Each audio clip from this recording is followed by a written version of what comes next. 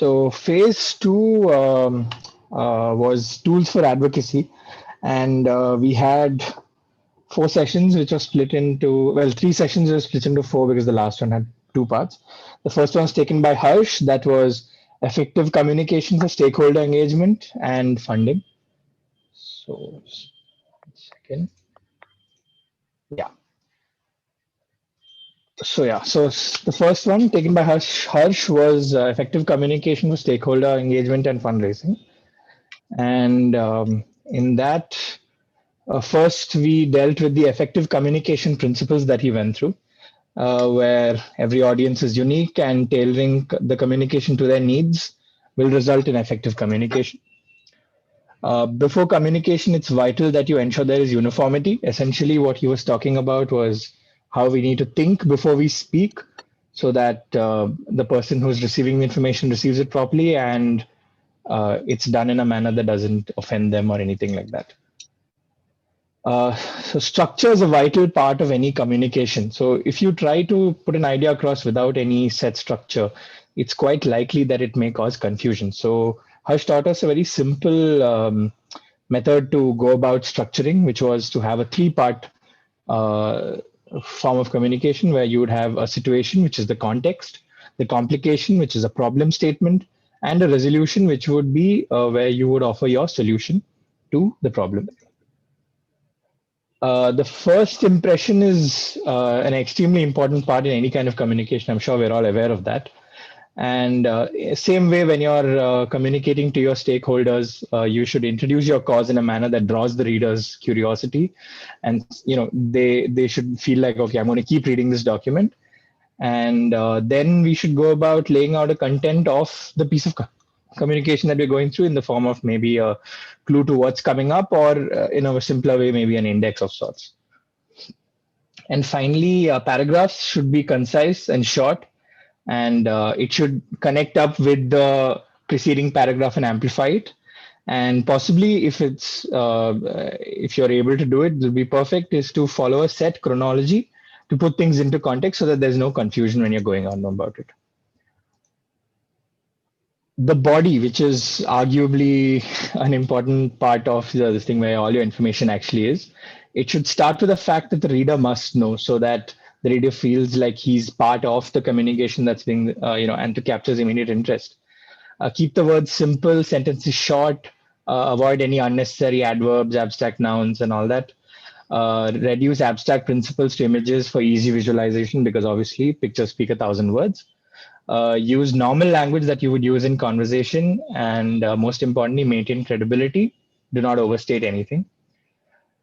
The perfect ending should encapsulate the idea. So you should it should be a situation where if the person maybe skims through the entire body but manages to get the entire introduction and then goes to the ending, that person should be able to maybe understand a basic idea of at least what you're trying to put across to them.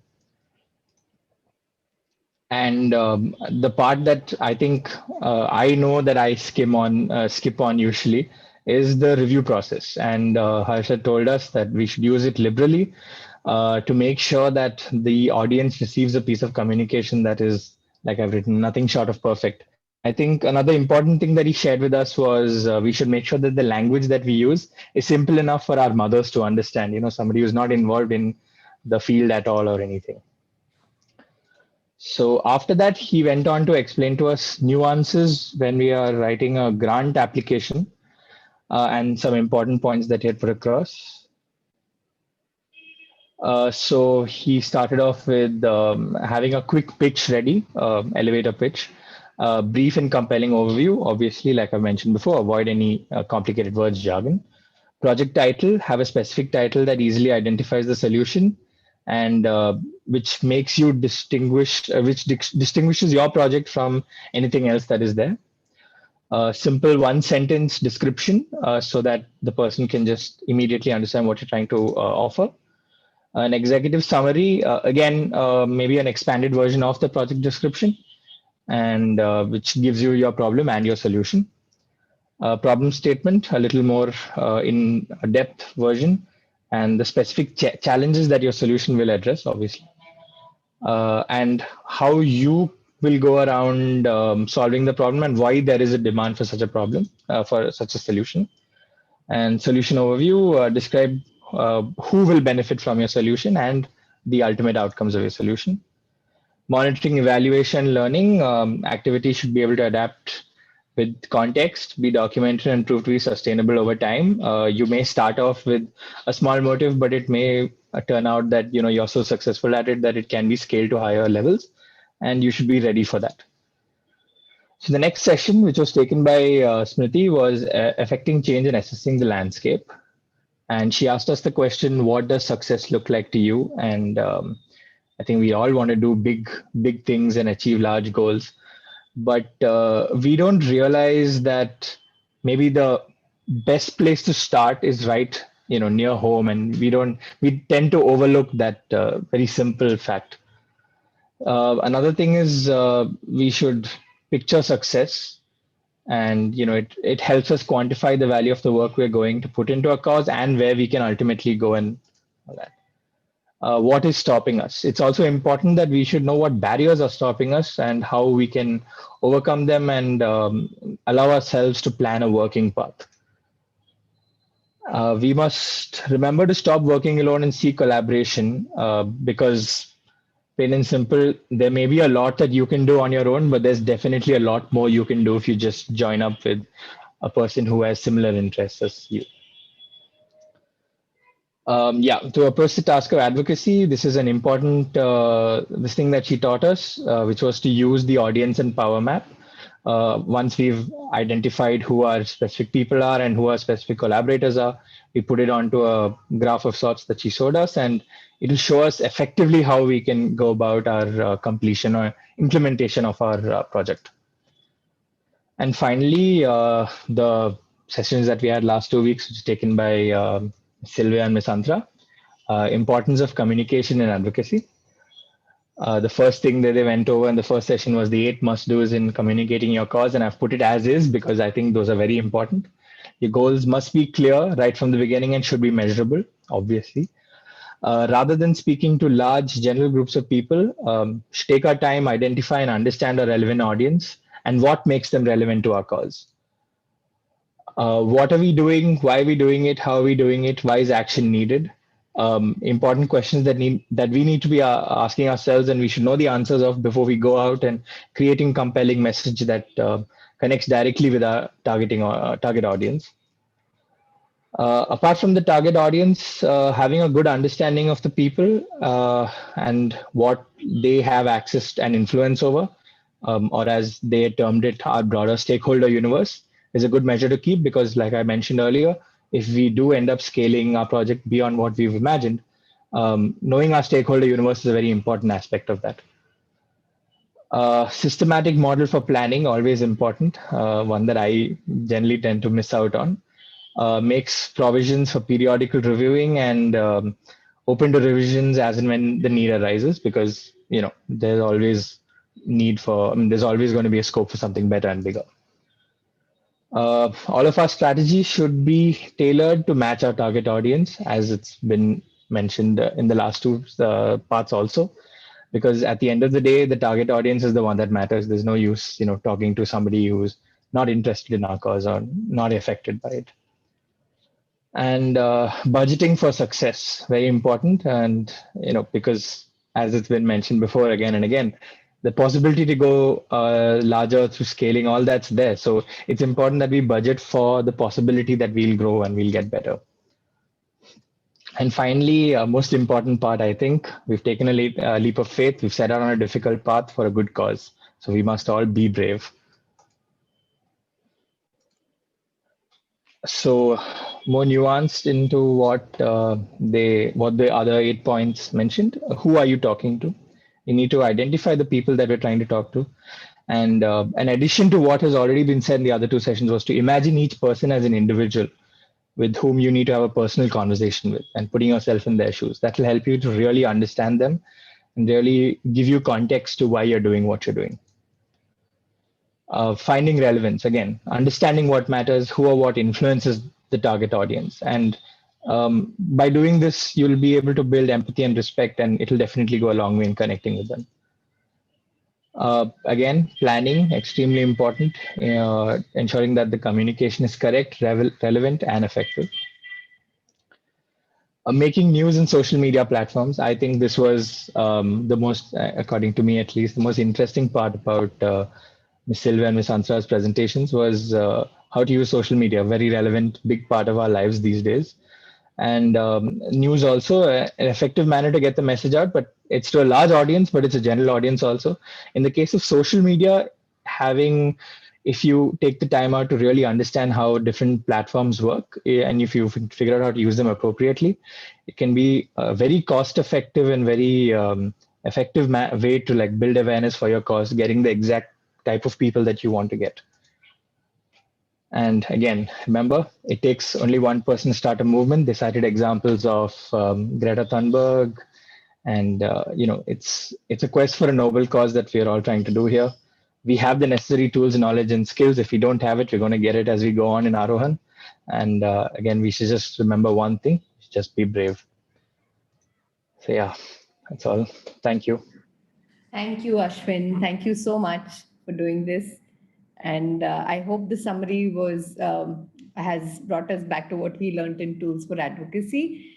I want to apologize personally for we weren't able to share the recording of the last session. So those who missed it, I also think it's a sign that we must attend all the sessions.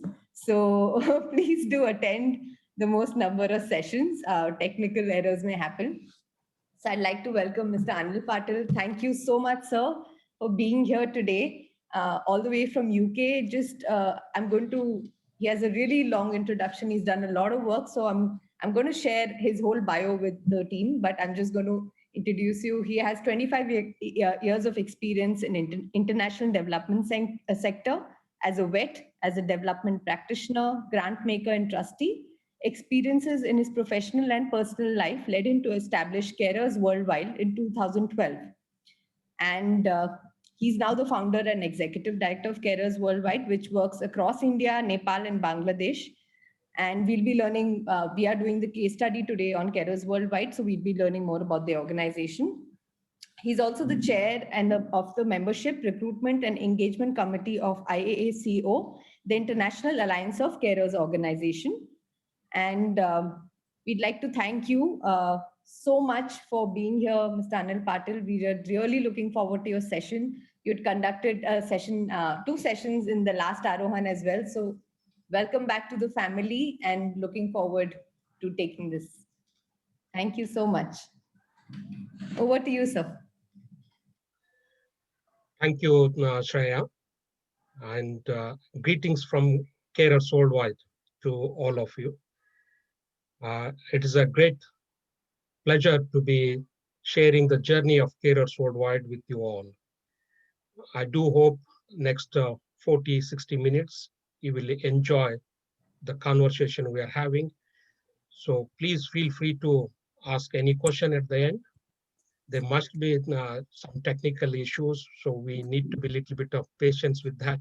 I'm sure Shreya and other Pallium India colleagues are used to those challenges. So I'm going to share my slides with you all, and we'll take you through the journey of Carers Worldwide. And part of my introduction, I have 9 minutes video also. Although it is in Telugu language, but it has a subtitle, you will be able to understand.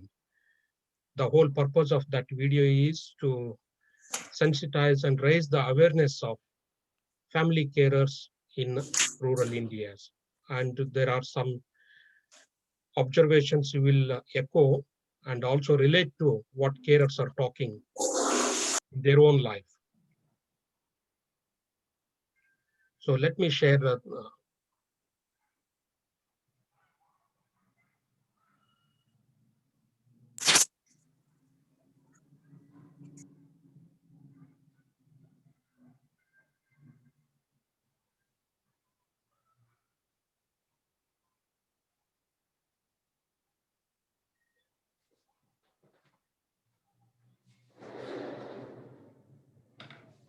so Carers Worldwide, still it is the only organization working exclusively on addressing the needs of unpaid family carers in low and middle income countries. As Shreya has mentioned, we are working currently in Bangladesh, Nepal, and India. So many people ask me so many questions. What inspired you to create this carers worldwide? I would like to share some story with you all.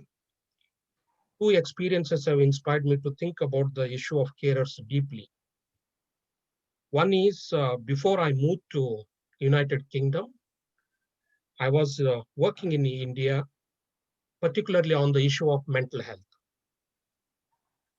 Whenever I used to meet with many families who have been caring for their loved one, looking after a person with severe mental illness, they used to ask me several questions. Why this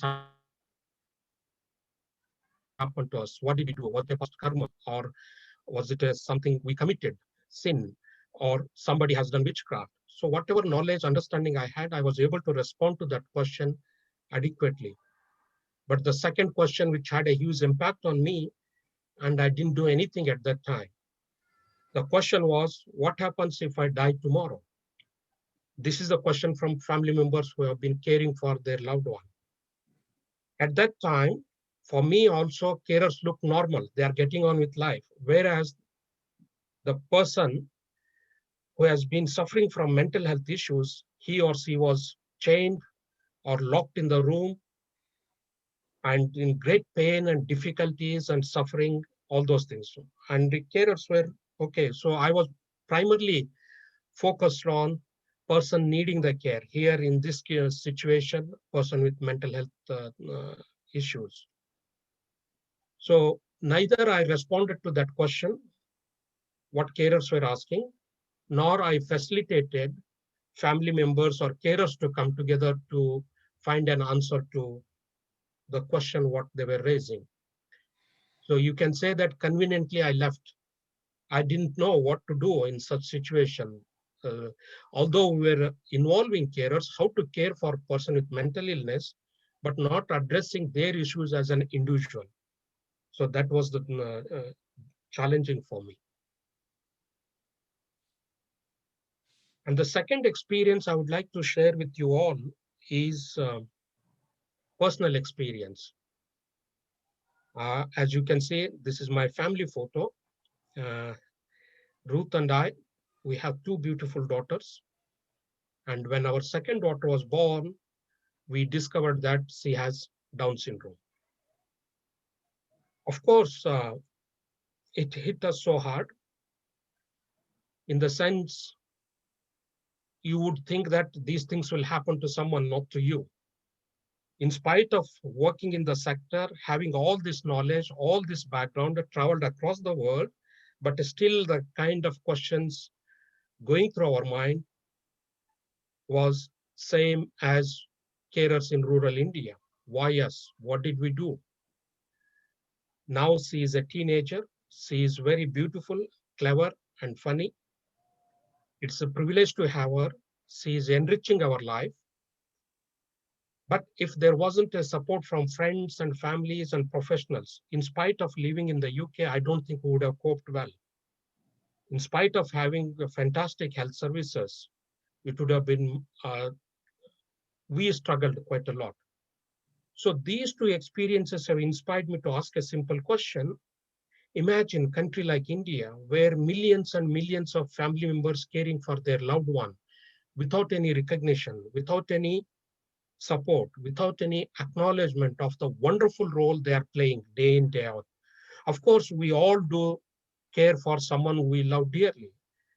If it is a short period of care, 3 months, 6 months, there are certain conditions you have to care for the rest of your life.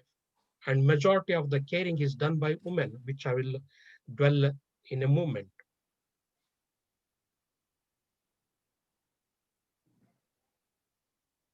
So who are these carers? Um, so we use a very broad definition of carers. Uh, as you can see here, this is the definition which has been highlighted in both Mental Health Act as well as Disability Act. Any individual, any person who is caring for their loved one and providing the support to physical, mental health, and disability or old age. So in low and middle income countries like India, Nepal, and Bangladesh, carers are among us, but we don't have the eyes to see them. They are invisible, they are isolated, they are vulnerable. बहुत बढ़ गया यार. Technology has been extensively used. WhatsApp में मेरा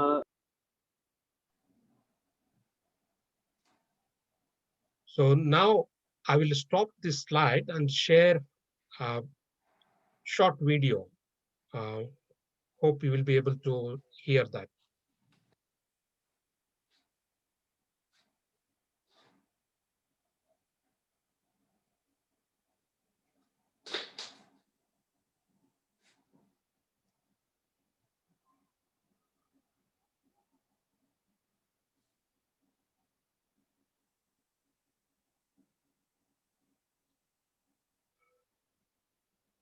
Shreya, can you please let me know whether you can hear the sound?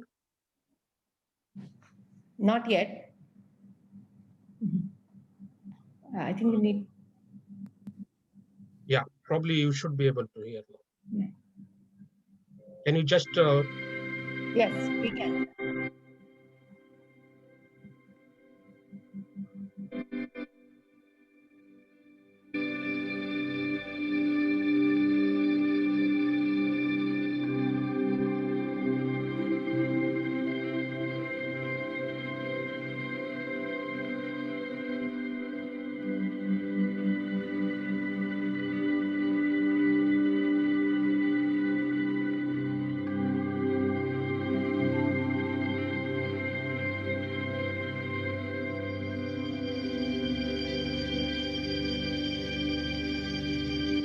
కదలండి కదలండి సంరక్షకులంతా మన హక్కుల పరిరక్షణకై కెరటంలా కెరటంలా కదలండి కదలండి సంరక్షకులంతా మన హక్కుల పరిరక్షణకై కెరటంలా కెరటంలా.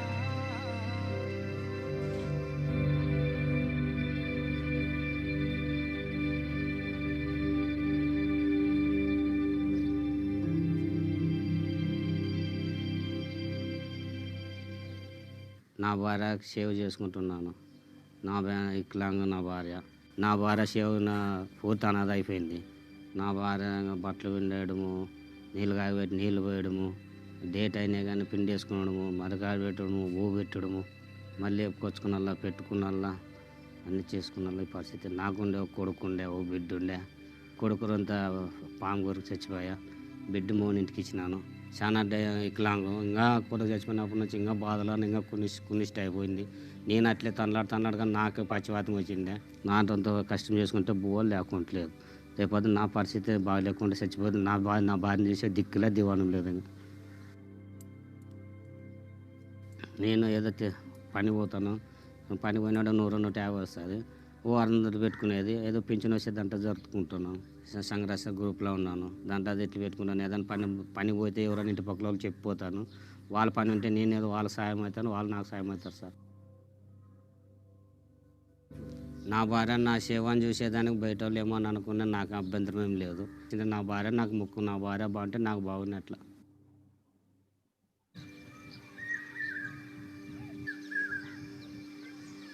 మా అమ్మని చూసుకున్నాలంటే కష్టమవుతుంది సార్. నాకు బాధ అనిపిస్తుంది సార్. మా నాన్న ఎక్కడంటే ఎక్కడ పోతాడు సార్. ఇంకా మేము పట్టుకొచ్చుకున్నా, ఇంకా అది భూ తినిపియాలా, మాకు గడిపియాలా.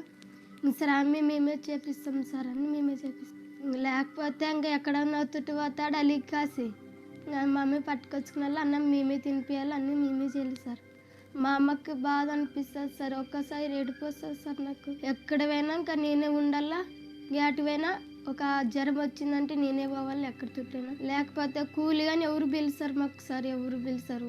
మా అమ్మకు పింఛన్ వచ్చినప్పుడు మేము ఇంకా ఉప్పు కారం అన్నీ తెచ్చుకుంటాం బజార్కి. అక్కడ వెళ్ళి తెచ్చుకొని అట్లా సరిదిప్పుతాము. ఆమెకు ఇంకా 1000 రూపాయలే వచ్చేది, ఎంత వచ్చి రావు.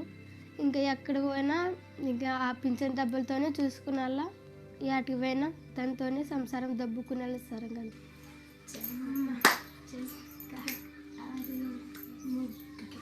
అట్లా మా మా ఫ్రెండ్స్ వాళ్ళందరూ బడికి పోతుంటే నేను పోలేను కదా సార్, ఇంకా నేను మా అమ్మని చూసుకుంటూ ఉంటాను. నాకు ఇంకా అప్పుడు బాధ అనిపిస్తుంది సార్. మా అమ్మని చూసుకుంటాను సార్ నేను. మా డాడీ నాకు ఎక్కడ సంతోషం లేదు సార్, బాధ అనిపిస్తుంది సార్. నాకు ఇక్కడికి పోను సార్, నన్ను ఈడే ఉంటాను. మా అమ్మని చూసుకుంటే నాకు చాలు సార్. మా అమ్మని మా డాడీని చూసుకుంటే చాలు నాకు చాలు.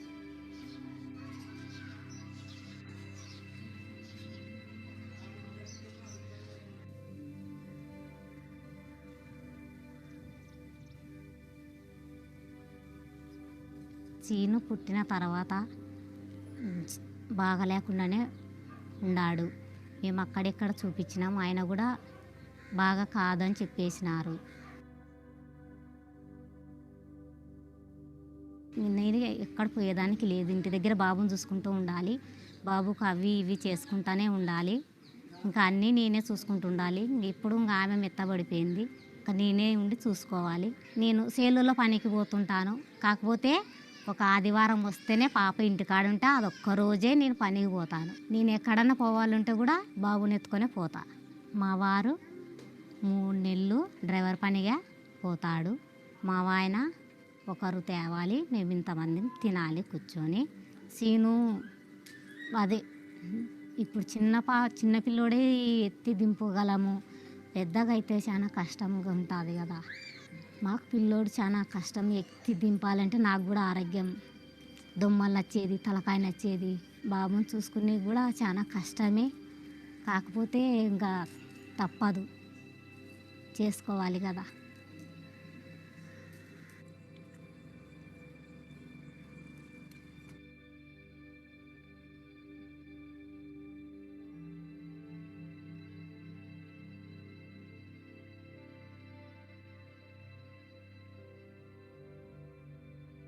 మాది దొదకొండ గ్రామం. నా పేరు కాసింబి. నాకు 2 పిల్లలు, ఒక అబ్బాయి ఒక అమ్మాయి ఉన్నారు. అమ్మాయిని చదివించుకుంటున్నాము. పిల్లోడు వికలాంగుడుగా పుట్టడం వల్ల వానికి ఏం చదివించుకోలేకపోతున్నాం. కానీ అందరి పిల్లలతో పాటు నాకే ఉండే ఒక అబ్బాయి బాగలేడని చాలా బాధగా ఉంది. ఏమన్నా చేయాలంటే నాకు చాలా ఇబ్బంది ఉంది పిల్లోనికి. ఏదో పిల్లలతో పాటు కొంచెం గవర్నమెంట్ స్కూల్లోనన్నా పోయేస్తే బాగుంటుంది మాకు అంటే, పిల్లోనికి గిడ్స్ వస్తే సార్ వాళ్ళు వద్దమ్మా మీ పిల్లని అక్కడెక్కడ అనంతపురంలో ఎక్కడ వాళ్ళకి ప్రత్యేకంగా స్కూల్ ఉండదు, మీ పిల్లలతో పాటు మా పిల్లలు చెడిపోతారని చెప్పి సార్ వద్దన్నారు. కనీసం మా పిల్లని పేరెంట్ రాసుకోండి సార్ అంటే కానీ ఆయన రాసుకోలేదు. స్కూల్కి చదివించుకుంటే నేను చదివించుకోలేకపోతున్నాను అనే ఇబ్బంది ఎక్కువ ఉంది. ఇట్లా పిల్లోడు పెరగడం ఎక్కువ అవుతుంది కాబట్టి బాధ కలుగుతుంది మాకు చేయాలంటే.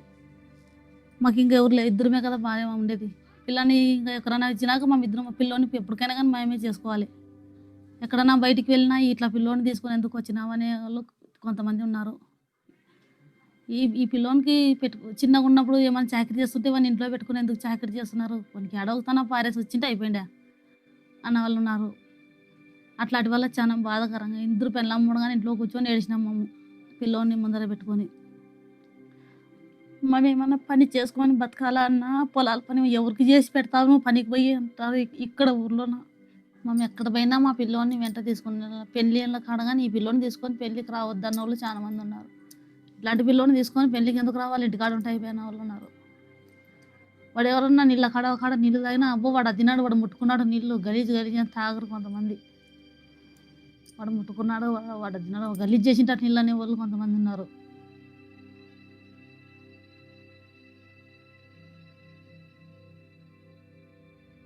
తిక్కలోడు ఎక్కడన్నా బయటిపెట్టిపోయినా నిన్ను కొట్టే అనే గొడవలు ఎక్కువ జరుగుతుంటాయి. పిల్లోని ద్వారా చాలా సార్లు కొట్టిన పిల్లోని కొట్టుకునేది, మరియు తర్వాత ముందర పెట్టుకొని ఏడిచేది, అలాంటివి చాలా జరిగినాయి. ఎవరి దగ్గర వదిలేసి పోము, మా పిల్లోని మా దగ్గరే ఇడిచిపోయినా ఏం జరిగిందో అనే టెన్షన్తో మాకు ఎక్కడ పోయినా సమాధానం ఉండదు కాబట్టి ఇడిచిపోము పిల్లోని. మాకు పుట్టినాడు కాబట్టి మేమే వేగాలి కానీ ఎవరికి అవసరం లేదు వాళ్ళతోన.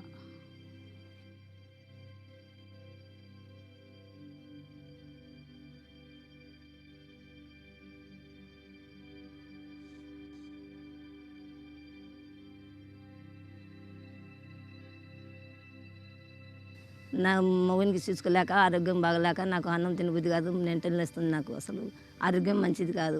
ఇతరుల సహాయం కొంత ఉన్నది కొంత లేదు.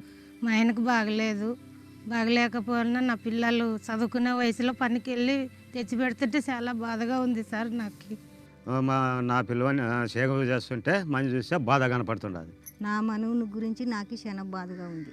నేను చచ్చిపోయినాక నా మనవుని నా కొడుకు చూస్తాడా చూడుడా అని నాకు చాలా బాధగా ఉంది సార్. నందినికి నేను ఒక్కటే సంరక్షణ ఇస్తున్నాను, ఇంట్లో వాళ్ళు ఎవరు ఇవ్వటం లేదు.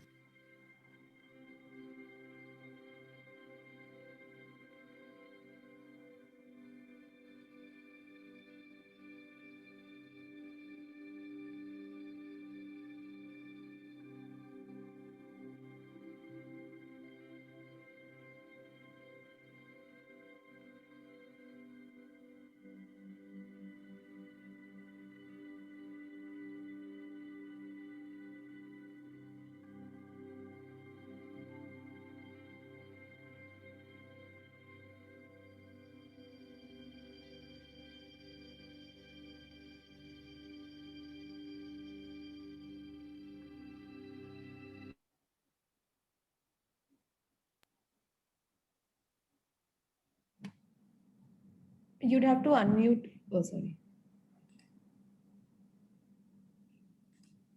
Mr. Anil, we can't hear you. Yeah, can you hear me now? Yes, we can. Thank you. Okay.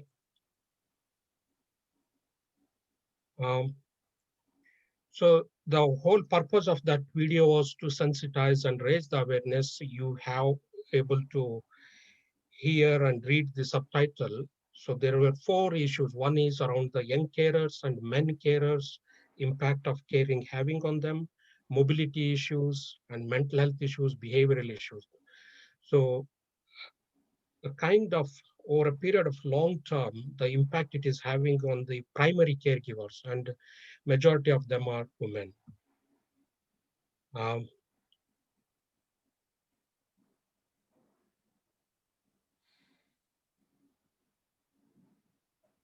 So in 3 countries where we have done this survey, 84% of carers are female, and in terms of health impact, 79% of carers were expressing minor mental illness like depression, anxiety, and all. 48% were having physical health problems without any treatment, and 9 out of 10 carers were expressing about financial burden, significant impact on their finances, because 2 adults are losing the income, unable to go to work due to caring responsibility, or person who has been affected already lost job, employment, unable to continue the work. And they are feeling that lonely, isolated, and excluded from social activities because of the caring responsibilities. And there is no respite or a short break for many of the carers in the countries where we are working. And you have heard the story from young carers in video that no fault of their own, many young carers are looking after either siblings or parents. One side we talk about right to education. Other side, many carers are missing out their vital education support. Whatever their dream, aspiration, completely dashed. And through our innovative approaches, how we are working with young carers, we'll share in a moment.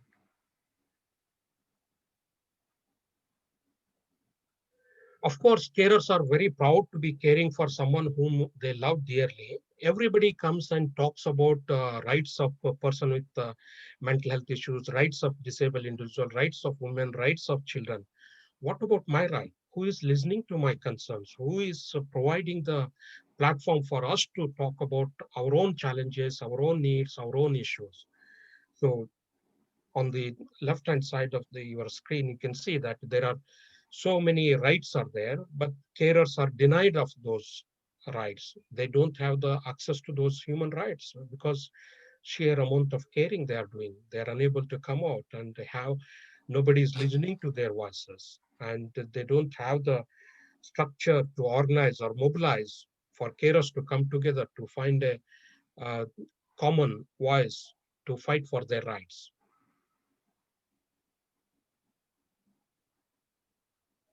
So as you can see here, Malama's daughter is paralyzed. She is completely bedridden. And Malama herself is elderly. She herself requires support, assistance, and help. Unfortunately, she is left with no choice but to care for her daughter. And she says about constantly she is under stress and worries, anxiety, and sometimes she is finding extremely difficult to care for her daughter. And she has so many physical health issues.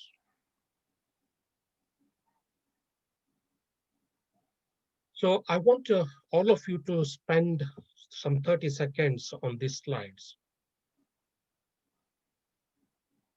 In UK, we have 1 in every 8 adults are carers. There are more than 6 million carers are there in UK. These are self-identified and recognized by the United Kingdom government.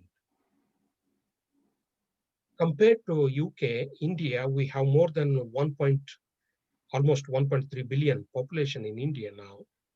And we have the statistics about everybody. How many elderly are there? How many people with mental illness? How many people with disability? How many people are suffering from dementia? But nobody knows how many carers are there. All of those conditions which I have highlighted on the slide, many of those people require carers, but we just don't know how many carers are there. World Health Organization has come out with a report in 2008 saying that by 2030, there is going to be 400% increase in the need for caregivers, that too in low and middle income countries, because of the people are living longer and good health facilities, advancement in the health technologies, life expectancy has increased, age-related illnesses have increased. Due to that, there is a significant need and demand for carers. And the second point is, again, in our Indian society, I'm sure you all will echo with me, that 15 to 20 years back, we had a concept of joint family, extended family. People used to live together, support each other. Now, more and more nucleus families, and it is the same person need to care for the loved one and also run the family as well as care for other children or any relatives within the family. So that is having a significant impact on their health and well-being. So as Shreya has mentioned, Carers Worldwide was established. That was the background. Based on that experience, Carers Worldwide set up in 2012, but we started working in 2013. We have a very broad and ambitious vision. We want to make sure that every carer's needs are met all over the world, not just in the low and middle income countries, whether they are physical needs, emotional, economic, and social well-being. So how do we operate? How do we work? So we work through partner organization, building the capacity of the partner organization staff to identify the carers and start providing the support in 5 areas. I will talk in a moment. And how can we build the evidence based on our work experience and engage policymakers with evidence-based engagement and bring about the systemic changes in the countries where we are working. So what is it we do for partner organizations? We not only raise the awareness about the issues faced by the carers, not just among the partners, but also in the society. And we carry out a systematic consultation with the people who have been caring and cared for individuals and other opinion leaders in the society. Based on that, we design and develop a program which is appropriate to the needs of that particular region or partners. Each partner organization, we have a different nuances, although model is same, but slight changes we adopt, meeting the needs of every partner organization and the carers. Once we have done the designing and developing programs, and we look for resources required to implement that program, how can we mobilize resources within the country or outside the country? Once we have secured the funding, then our work will begin to first is do the baseline survey and carry out the systematic training and capacity building of the partner organization around our model, as well as do the action research part of our work. And final point is, once we work with the partner organization for 5 years and 5 to 6 years, then we will move on. So how can partner organization and carers work independently, continue to lobby for their rights, and continue to advocate for their needs with the local government, state government, and national government. So this is the model. It is a simple, cost-effective, scalable model we have come up with, and it has 5 elements to it, which again I will take you through in a moment.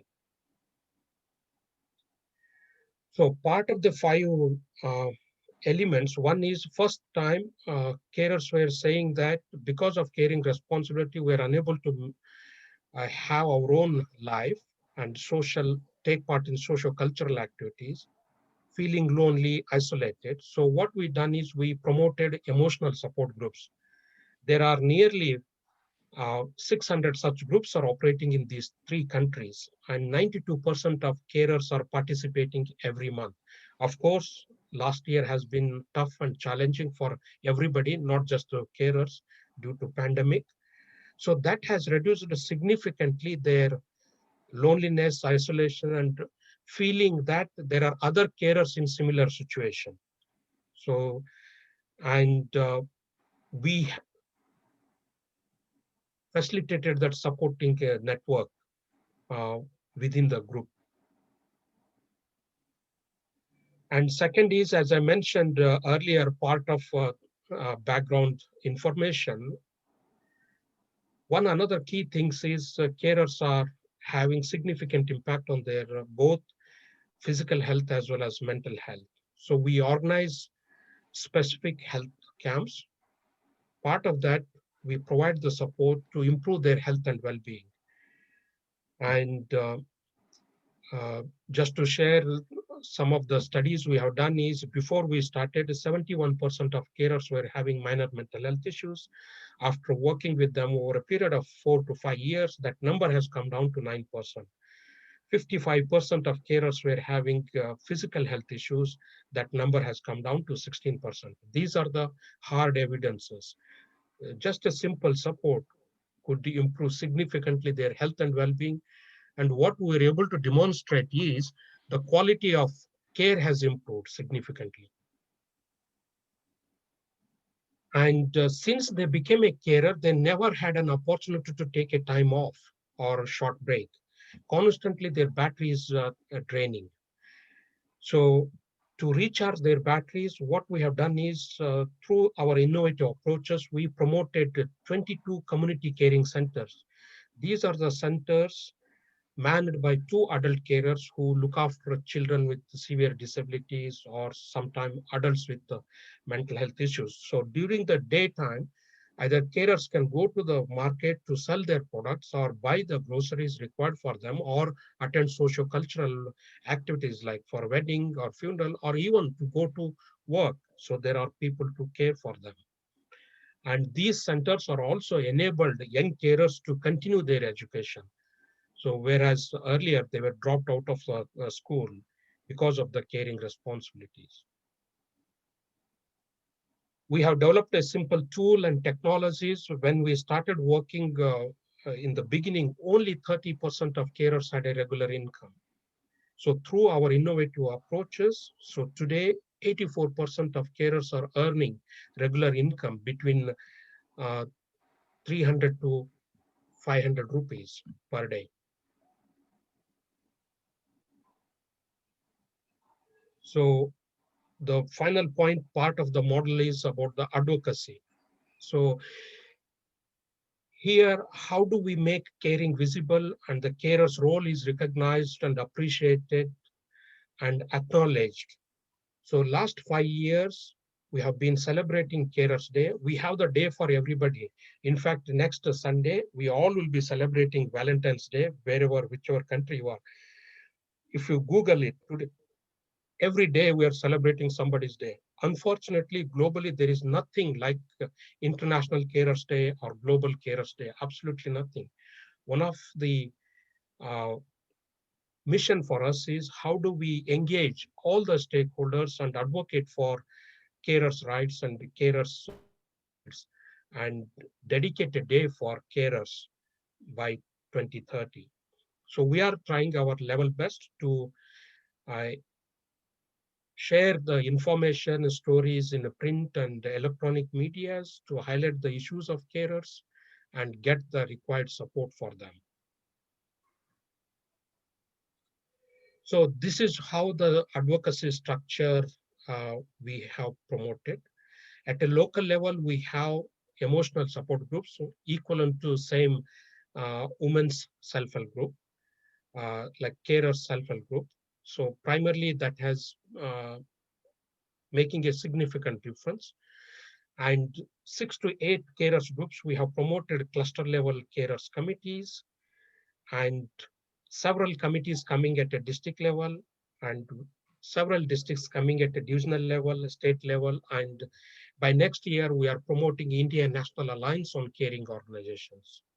So that is the structure advocacy, and it is enabling to bring the voices and making caring visible and having a platform for carers to advocate for their rights as well as needs and get the much needed attention from the policymakers.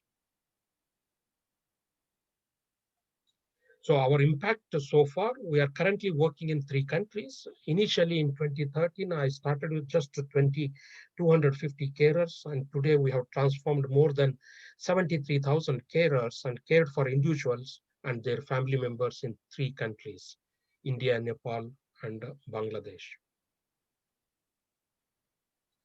So here are some of the statistics. Again,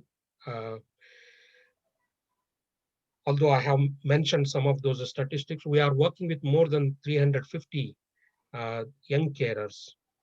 And I'm delighted to share with you that through this community caring, alternative caring arrangement, and extra tuition classes to young carers within the community, all of them are back in full-time school. And some we are planning to integrate into the formal education system. So part of our mission, I mentioned, one is how can we provide the support to the carers, and second is using that evidence, how we can bring the systemic changes in the countries. I'm delighted to share with you all in such a short period of our journey, we were instrumental in terms of bringing 2 significant landmark policies in India. Rights of Persons with Disability Act in 2016 and Mental Health Bill Act 2017. Both these acts recognize support to caregivers. In fact, we are working with each of the states, particularly 5 states in India, coming up with a recommendation and guidelines. What does it mean? Support to caregivers means what? So we are developing a programs and schemes to provide the support to the carers. Last year, Government of Karnataka has made carers worldwide as a nodal agencies and as an advisor to state government. So we are working with them, and in such a short period of time, for the first time in Karnataka state, few thousand carers are getting carers allowance. So we are taking to each district how we can raise the awareness about carers and their benefits, what they can access, their entitlements from the government. Again, we are recognized by so many organizations. This is a story about Chinta Devi from northern India, Jharkhand state. She is caring for her husband with severe mental illness and epilepsy. Earlier, before our interventions, she used to borrow money just to meet the needs of medical needs of her husband. and it was having a significant impact on our own health and well-being, unable to meet the daily needs. And through our intervention, we were able to provide the support to both carers as well as cared for individuals. And we supported her financially to set up a small, there were no petty shop or a small grocery shop in our villages. So she's able to now 600 to 800 rupees per day.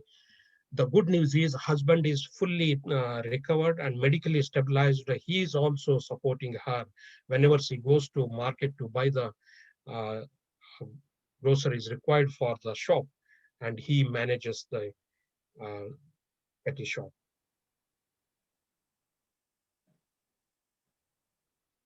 This is another story about young carers. She is the one Kolkoli from Bangladesh, looking after her brother with severe intellectual disabilities. Parents has to go to work to support and meet their daily needs. And she has to drop out of school, unfortunately, to care for her sibling. And now she has joined her local group, and local group is supporting her. And just 3 weeks ago, we have found a tutor who is visiting her uh, home to provide the home tuition. And we have worked with the school authorities. So even though she is unable to attend the schools, but they have agreed for her to appear for exams. So these are the kinds of innovative approaches we are able to um, fulfill the needs of whether it is young carers or adult carers. So how we are increasing our visibility? We are using various platforms to making how we can make caring visible and understand the issues. In 2015, we had done a show with Mr. Amitabh Bachchan. That show was broadcasted in 72 countries in collaboration with the Star Plus and BBC World Service. That was the program called Aaj Ki Raat Hai Jindagi. And it was just incredible, and that has raised a significant amount of awareness, and we had a huge request and wanting to know about our work. And carers worldwide been asked to present at various international forums, international alliance on caring organization, elderly issues, mental health issues, disability issues.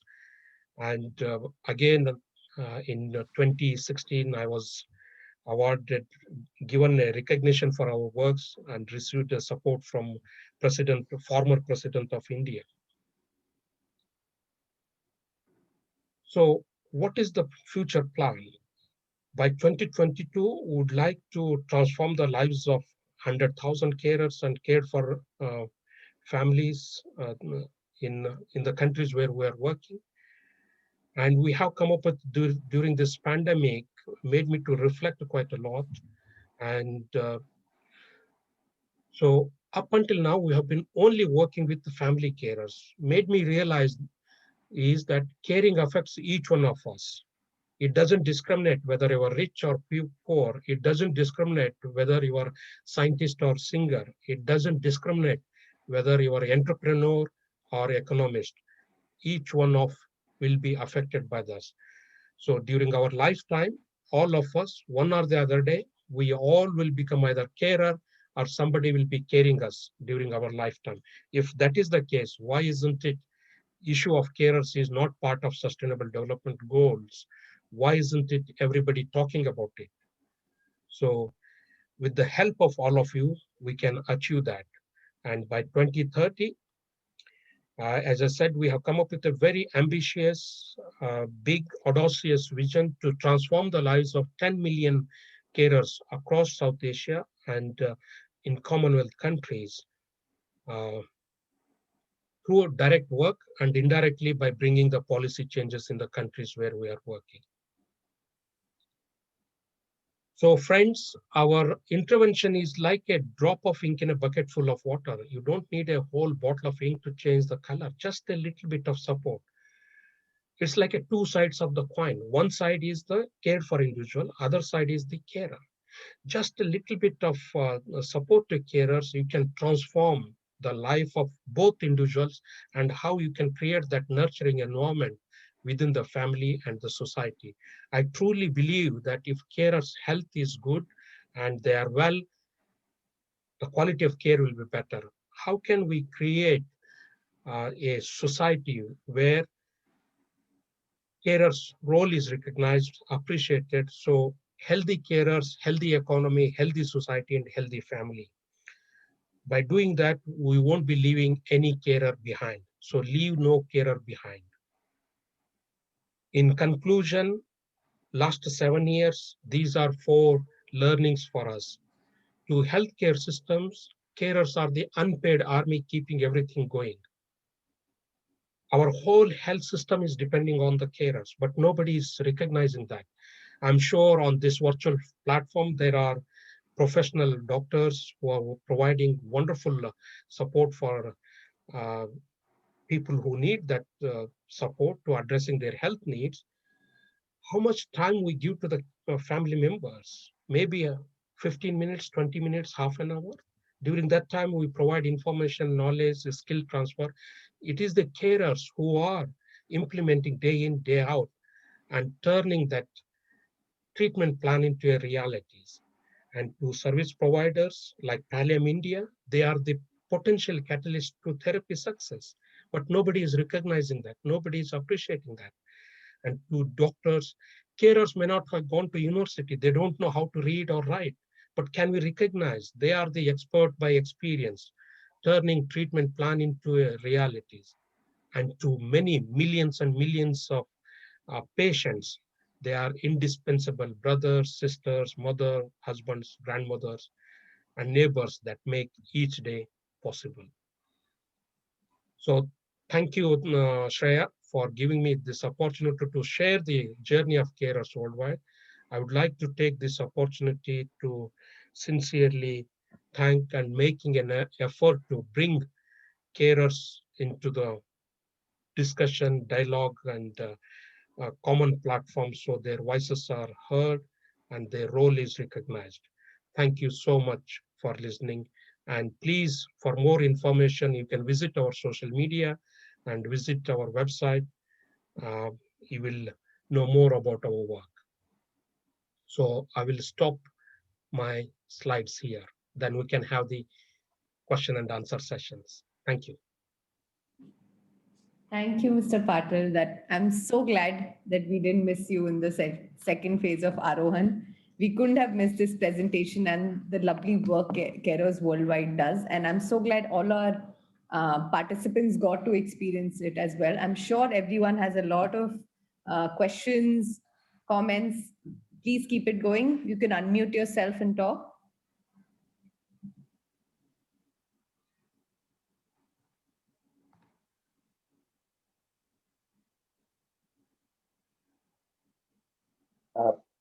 My question is for Dr. Anil Patil. Yes, Samuel, please. Yeah. Mr. Patil, thank you, first of all, for that very informative experience with what you're doing and through Carers Worldwide. My question is, how can someone like me, who's a layperson, I'm not an expert in caregiving, but I've been a caregiver for 12 years to a family member. Now, I believe it's time to give forward from whatever I've learned. I've found that, like you rightly said, there are so many challenges that the caregivers are faced with. How can I help carers worldwide by getting involved? In what way can we do it? I have a small e-commerce website through which I try to earn a living. While I don't need that income so much, for me, it's more of trying to give back. So I try to create awareness to this. How can I be more supportive to caregivers as a layperson is what I want to know. Thank you so much, Samuel. That's wonderful to hear about your own personal experience. Thanks for sharing brief journey of your caring role. There are three things you can do, Samuel. One is wherever you are working, whichever districts or a state you are in, try and identify such carers in your local areas and try to organize, like nowadays, physical meeting is not possible, even virtual, like a WhatsApp and Facebook, you can connect. So just have a conversation around that and just start sharing about each other's journey. Are there any commonalities? That is one thing. Second is, we have Carers Worldwide has an organization in India, which is an independent body. We are constantly looking for volunteers who have the time. So please do get in touch with us after this conversation. Shreya will be able to share my email ID, what you can do that. And third one is, most important is, please try and engage the local authorities as well, because there are so many wonderful schemes are already there, whether it is disability or mental health and all. Quite often we are only looking at one side of the coin, not other side of the coin. Even if we're talking about empowerment cannot happen single-handedly. It has to, we have to come together. So now we have these two fantastic act in place, like Disability Act and Mental Health Act. So why don't we use those acts and engage policymakers constructively? How can we strengthen their program of work? How can we add the value to the work they are doing? So in short, what I'm saying is, try to share your own experience and raise the awareness of that, and making other carers to feel that you are not alone. We are all in this together. And third one is, how can you start either connecting virtually or physically? Just meet for a cup of tea, once a month. That itself is a short break and a relief for many carers, just to express their feelings, their problems, and sharing. Sharing is caring. Worry shared is worry halved, as we have heard that so many times. If I were to just give you one example, I came across this family which live. I live in Navi Mumbai, and in Navi Mumbai there's this family. The mother of a child who's 13 years old. He's had epileptic fits from the time he is 8 months old. He's now 13 years old. The mother is a domestic maid servant, and the father is a construction worker. Now, they have three children. This is the eldest of them is 13 years old. The other two are normal children. And their financial status is not good enough. So when I tried to help them, one of the things that came across was, as an individual, I cannot do much in the sense that how long can I pay for their medication or something. And also, it looks like since he's been affected for the last 13 years and there's no improvement in this thing, he cannot even communicate. Even today, the parents have to carry him from one place to the other. He cannot do anything for himself. So in such cases, this Disability Act, will that be something that can be useful? And how does one get information about that, so that I can connect that family to somebody who can help them in that situation? Would be more than happy to share about how you can access the Disability Act and the entitlements, whether the child is getting any pension. At least that will relieve some financial and medical needs of that child. And the second is, we have colleagues on the ground, and I can connect you. And we have some organization in Maharashtra and Mumbai. We can connect you. They can get the support. Even one another thought which is coming, since you have a little bit of time and you have your own e-commerce, maybe this community caring center, why don't parents run? We can provide the training to them along with their own child. They can look after another 5-6 children within the community. If we can mobilize some resources to hire a place and make it is accessible, make sure that toilet is adaptable, accessible, and simple facilities. So that itself is an income generation, because that is relieving so many carers to care for a child or adult during the daytime. And these two parents can look after, along with their own child, another 5-6 children. and other parents can contribute certain percentage. And there are some philanthropists are there. They are willing to sponsor such centers. So there are so many ideas are there. As I mentioned, we have promoted 22 such centers and running beautifully. Absolutely. So Fantastic. after this platform, we can share, please share your email ID and to share. Yeah. Yes. Thank you so much. That was very useful. Thank you. Thank you. Mr. Murli. Unmute. Okay. Good evening to all of you. Just like how Mrs. Purnima was just now recollecting that she was in Bank of Baroda and then the self-help group was reminded by her, I fully agree that on the same modality, like leprosy mission had done some time year ago, some decades ago, they started off with something called as a self-help group combination. And they have now done so very well that the artifacts and the carpentry items that they were made by the leprosy affected patients, they are now in great demand in Europe. So that kind of a thing can happen even here alongside, so that economically also it will be viable, and then they unka man usme ban ke rahega. So when their interest is focused towards economic development and doing some activity and all that, I believe that can bring a lot of benefit to them internally, some satisfaction that they are contributing to something. You see, that's my view in terms of SHG, and I would volunteer to help you. Being a banker for almost 40 years now, I can be of help to you in different parts of the country to have the SHG model being publicized, popularized to people. Thank you, Mr. Murli. Please share again your email ID. We can connect. So you will be delighted to know that this through Carers Worldwide, we promoted 600 groups. Wow. Over a period of time, once they started earning, now they are started savings as well. Yes. So they have saved more than 70 lakh rupees in just such a short period of time. And we have promoted for the first time in the history of South Asia, Carers Cooperative. There are 2 cooperatives are running. So people are borrowing money with little or no interest and setting up a small enterprise and repaying back that money to once they have had a sufficient income to meet their family needs, whatever extra income they're repaying back to the cooperatives. Absolutely, I would be more than happy to engage. You are also very right. If people are engaged in a productive work, it will take away their mind away from worries.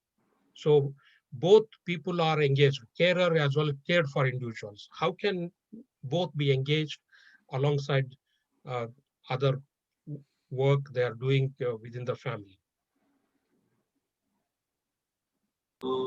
True, sir. Thank you very much. I will be. I'll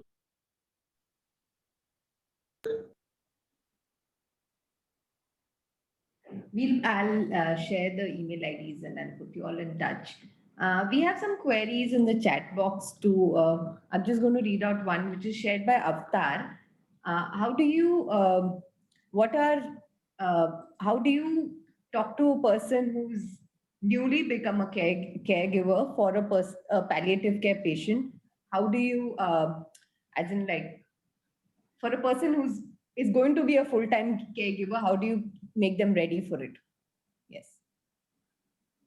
If there's any suggestion.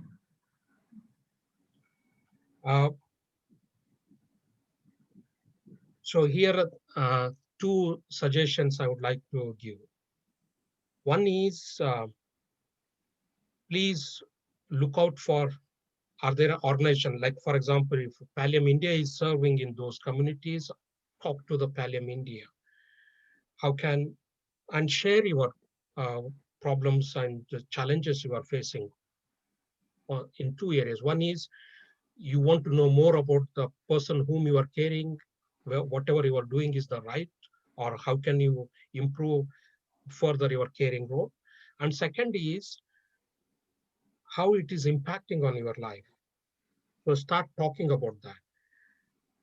If you don't know where to go about it, please do contact us. Whichever state you are, we have the connections and we'll be able to put you in touch with whether you are caring for elderly parents or caring for a spouse with various conditions or disability or mental health. As I said, we have an active partnership in 5 states, but other states also we have very good network and connections with various condition-specific organizations. So don't be alone. So there is a support is there. That is the message I would like to convey through this platform. First is to accept, yes, today I am going through, but everybody goes through this one. So no need to worry about it. Just to start and go out. And sometimes carers do feel that there is an element of guilt is there. I'm caring for someone. Instead of talking about that individual, if I start talking about myself, what will other members in the family will say about me? Or other people in the society will talk about, look, husband or wife is suffering and he or she is talking about himself. So let people talk anything. It is your life. It is you who is suffering. So you have to talk about it. And once the changes have occurred, then everybody will be appreciating the role what you have played. They forget about what they talked about. So don't, I would say, don't give a damn about that. It is your life, and whatever you feel good about it, please do go for it. I want to give an example. Again, in Karnataka state, it's one family. Husband met with an accident, he died, and they have 3 children with severe disabilities. And whole caring role fell into woman, mother, who has been caring for her. And there was no support system. Even the family's close relatives, they supported initially, but afterwards they disappeared. Whatever little savings they had, they were able to survive on that. It reached to such a situation, she attempted to commit suicide. 3 times she has attempted. I don't know how she survived.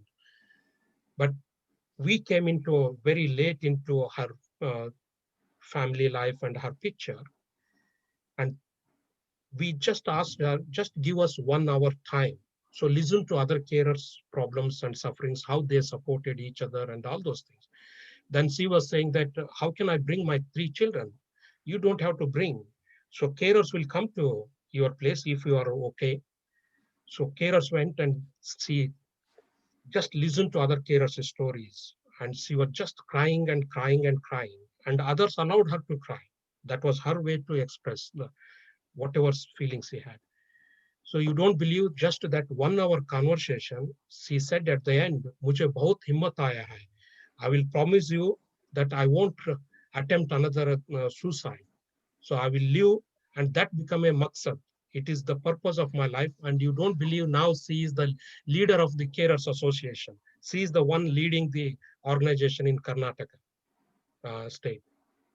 So what I'm saying is just a little bit of support and encouragement. Of course, we helped our children to have the home adopted and all those things are there.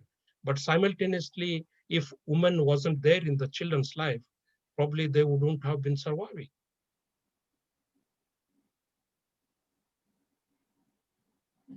Thank you for sharing that, Mr. Patil. We have you have a lot of new volunteers who are ready to work in various places.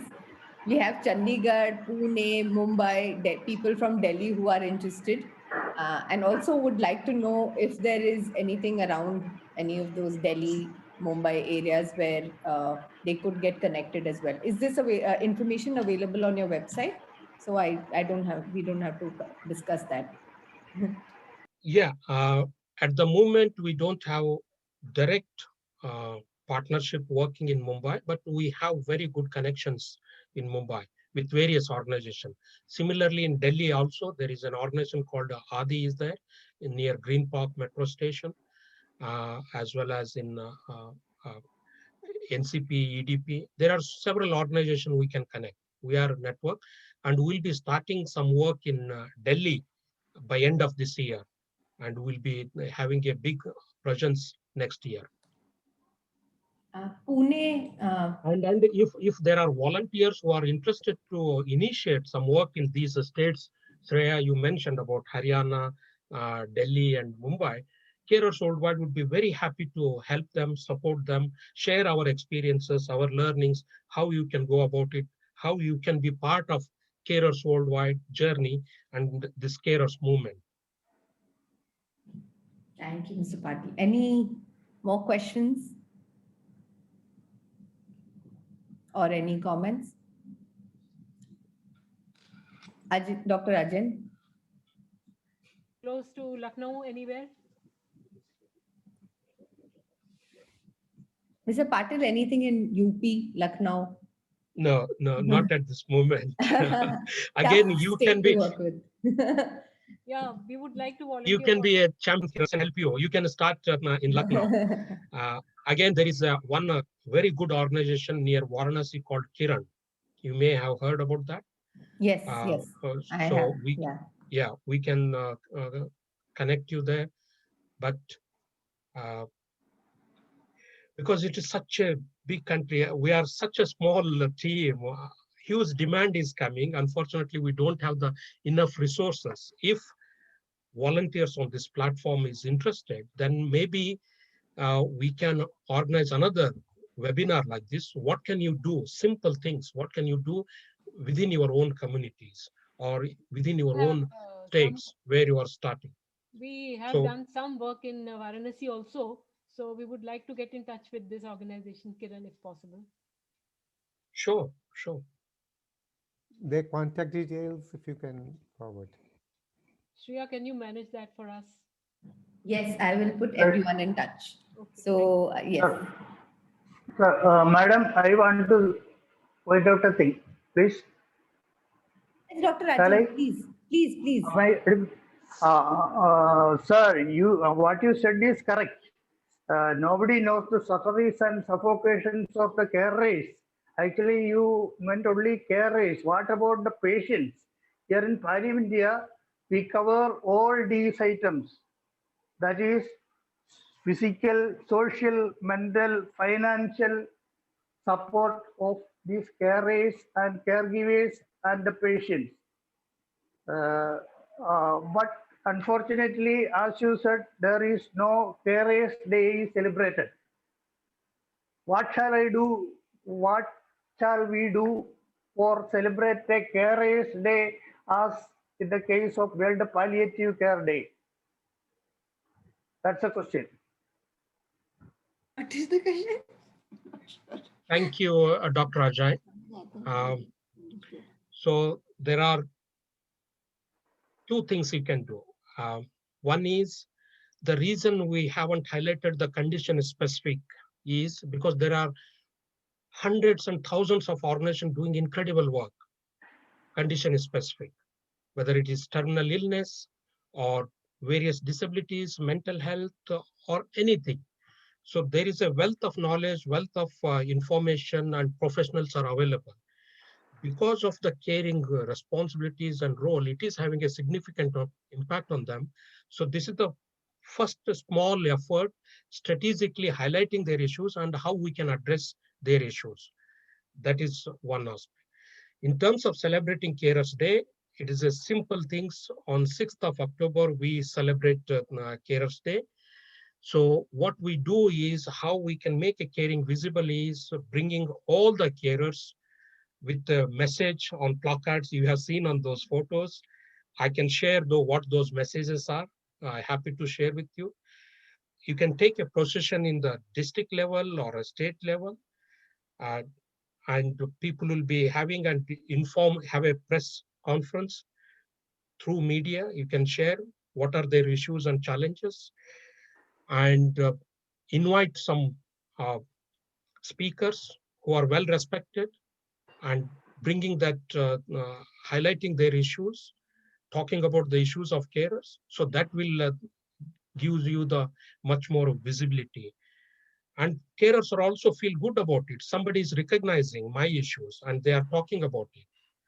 So what carers are asking is, yes, they need a monetary support, but above all, they are asking for this recognition. Sometimes they are invisible or hidden behind the curtain. Even within the family members, we don't care. Even if my mother is caring for my dad, we don't ask just a simple question like, how are you? Do you need any help? We all have the experience of visiting hospitals to see a relatives. We ask 101 question person who is lying on the bed. What did doctor say? What the test results say? What can I bring for you? Can I get you fruits? Can I get you biscuits? Can I get you something, a coconut? But next to that bed, there is someone sitting, whether mother, father, wife, or children and all. We hardly engage. Ask a simple question. How are you? Do you need help? Or you can just go out, get a fresh air. I will look after your. We don't ask that question. The moment you ask, I can guarantee you 90% of carers, their eyes will be welled and they will have tears in their eyes. So this is the situation. We need to change this perception. As I mentioned, unfortunately, that whole support system is eroding faster than one could imagine. The demography is changing faster than one could imagine. That is the reason it is important to provide the support to carers to improve their health and well-being, both physical, mental, and emotional well-being. So this is a small effort you can do, Dr. Ajay, within your district or wherever you are working. Bring carers and celebrate them and let them share their own experiences. That itself is a fantastic opportunity to talk about. And many people, oh gosh, I haven't thought about it. Their issue is much more challenging and difficult than my own issues. Suddenly they feel relieved and good about it. I'm not alone. I'm part of this big community. Sir, two more questions, please. What is the importance of October 6th? Is there any specific reason for celebrating Carers Day on October 6th?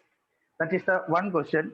Another question is, you told that 1.2 billion carers are there in India and 10 plus million are with mental illness.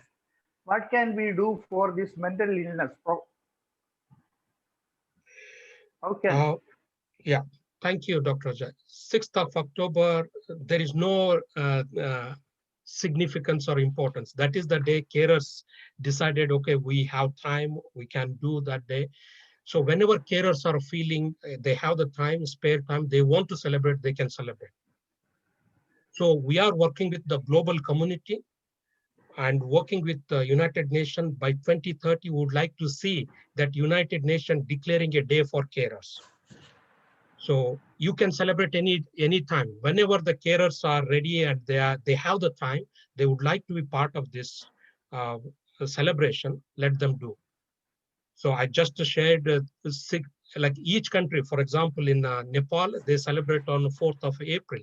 That is their New Year day. In Bangladesh, celebrate on in June. So in India, they celebrate in 6th of October. That's why I said 6th of October. Okay. There is no significance. Okay. So in terms of the second question, I said 1.2 billion population is there. 1 in 8 adults are carers in UK. If I apply that statistic to Indian context, there is going to be 150 million carers. What I mean to say is 2.5 times the size of UK population, only carers, but nobody is talking about that because there is no statistics. Nobody has done the census around that. We do the census of animals, we do the census of trees, census of houses and all, but not about the people whose lives are affecting. So this is what I'm trying to draw the attention to. In terms of mental health, you were asking the question of what can you do for 10 plus million of people suffering from major mental illness like schizophrenia, bipolar. There are so many organizations doing incredible work on mental health, raising awareness, organizing mental health camp, bringing psychiatrists to those camps, providing the support to people who are suffering from those issues in rural areas. Like National Institute of Mental Health and Neuroscience is there. They have the chapters in different regions. They primarily provide the support on mental health and well-being. And now Indian government has initiated district mental health program. Each district has a team of mental health professionals, psychiatric social workers, psychiatrists, psychiatric nurses. So each district has been provided a mobile van.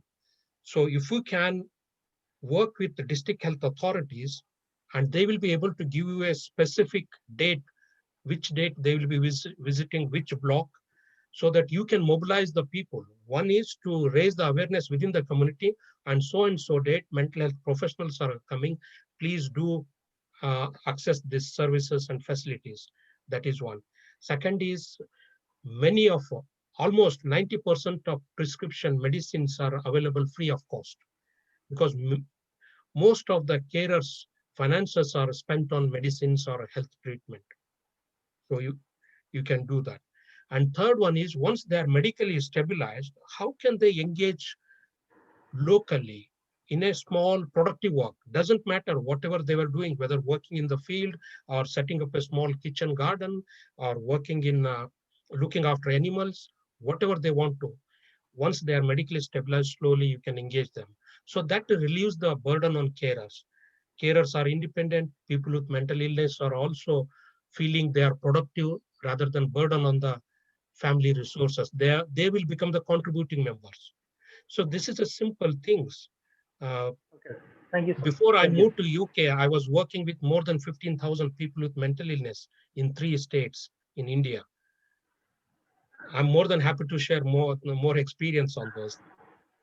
And there are wonderful organizations I can again connect in each states. Okay, sir. Thank you. Thank you. Thank you, Mr. Patil. It's already time marked, and there are some queries that the participants had in terms of where they can find these services around them. And if we can connect, so I'll share Mr. Patil's email ID. Also, if we can sort of compile some of the information, it would make it easier for everyone. So I'll do that in the coming week. Also, just one thing I wanted to mention was, you mentioned about caregivers' guilt. That's something that I remember there's someone I know, and I'd asked her to take a break, and she felt so guilty about taking a break. Like, oh my God, how can I take a break? I said, go out, but that never happened. And also the other thing was, we have a beneficiary in Pallium. She's also a trustee of Pallium. Ashla, you would have met her from last year's Aarohan.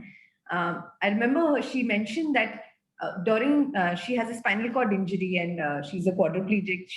During the time she was hospitalized, no one asked her mother, who was her primary caregiver, her name.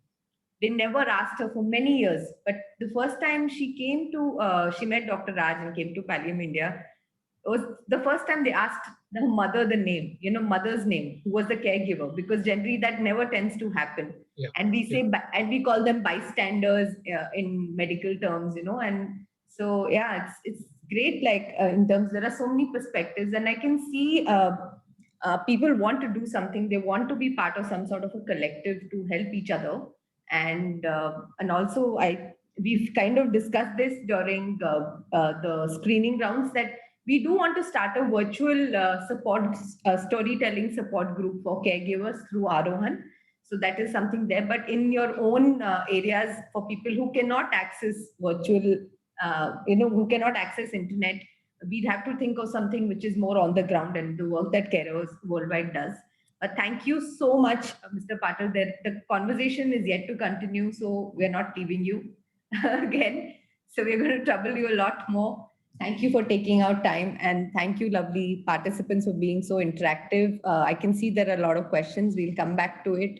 So we'll meet again next Saturday for the upcoming session. Thank you so much. And yes, the feedback has been shared. Please share the feedback. And I will be sharing Mr. Patil's email ID as well. Thank you so much. Take care, everyone. Thank you, Mr. Patil. Have a lovely weekend. Thank you so much. Thank you, Shreya, for the opportunity. It has been wonderful and pleasure to share the work of carers worldwide. And there are so many people on this virtual platform are interested to know. And anything we could be of help, please do let us know. If we don't know the answer, collectively we can have the discussion and come to some kind of solution to that. Yes. My final 2 points, the one you mentioned about Shreya, about the guilt and identifying. So my final 5 key takeaway message is, one is identify such individuals and accepting the points of worry about loneliness, health, and also start talking about that. So that is so important. And the shifting perspective from I can't do, how can I ask about this support? You have to. There is no other way, because if you are hungry, you have to ask for I need food. Otherwise, you will be suffering from that hunger and all those things. And sometimes, we can't have everything in our control. Sometimes relinquishing that control around that. I can't do everything. I need some others' help. Don't be like a super human being or superwoman. Ask for help. That is what I'm trying to say. And finally is brainstorm around your surroundings about the reality and the sufferings and difficulties you are going through. And my last point is find a meaning in your life. Thank you. Thank you so much for giving me this opportunity. It has been absolute pleasure to share. Thank you. And our journey continues. Thank you so much. Yes, it does continue. We're not leaving you. Like I said, we're not leaving you this time. And also, I'd like to, this is off the topic. I can stop recording the session.